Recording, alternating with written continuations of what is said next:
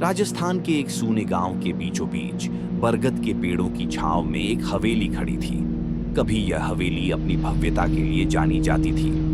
संगमरमर की नक्काशीदार खिड़कियां, रंगीन कांच की झरोखियां और ऊंची ऊंची दीवारें इसकी शान हुआ करती थी। लेकिन अब वह हवेली खंडहर बन चुकी थी।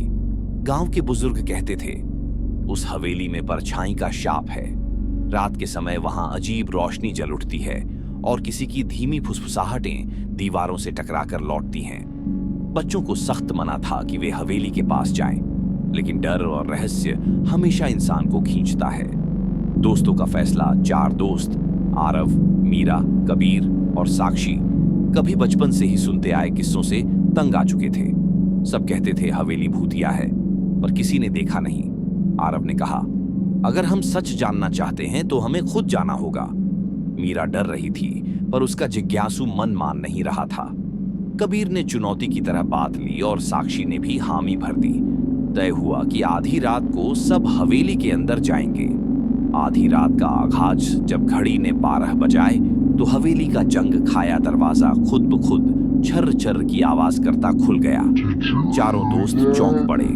अंदर घना अंधेरा था, इतना घना कि टॉर्च की रोशनी भी दीवार तक पहुंचते पहुंचते बुझ सी जाती थी। हवा बर्फ जैसी ठंडी हो गई थी।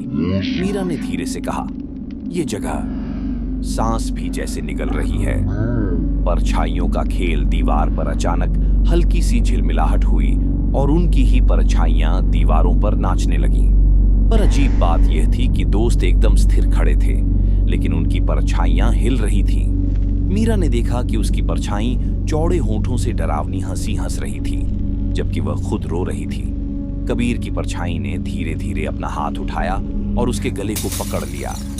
कबीर जमीन पर गिर पड़ा, उसका दम घुटने लगा। साक्षी ने आरव का हाथ पकड़ते हुए चीख कर कहा, ये हमारी परछाइयां नहीं हैं। हवेली की गिरफ्त। आरव ने पूरी ताकत से चिल्लाकर कहा, भागो यहां से। सबने दौड़ने की कोशिश की, लेकिन हवेली का दरवाजा गायब हो चुका था। सिर्फ ठंडी पत्थर की दीवार सामने थी। पीछे से वही भारी आवाज गूंजी, मानो दीवारों के भीतर से आ रही हो। एक बार जिसने इस हवेली की दहलीज पार की, उसकी असली परछाई कभी बाहर नहीं जाती। अचानक चारों की परछाइयां उनसे अलग होकर दीवार पर स्थायी रूप से जम गईं। दोस्त हाथ पांव पटकते रहे, पर उनकी परछाइयां अब उनका साथ छोड़ चुकी थीं। अगले दिन की सच्चाई। सुबह जब गांव वाले वहां पहुंचे तो हवेली की टूटी खिड़कियों से सिर्फ 4 परछाइयां नाचती दिखी, पर चारों दोस्त कहीं दिखाई नहीं दिए।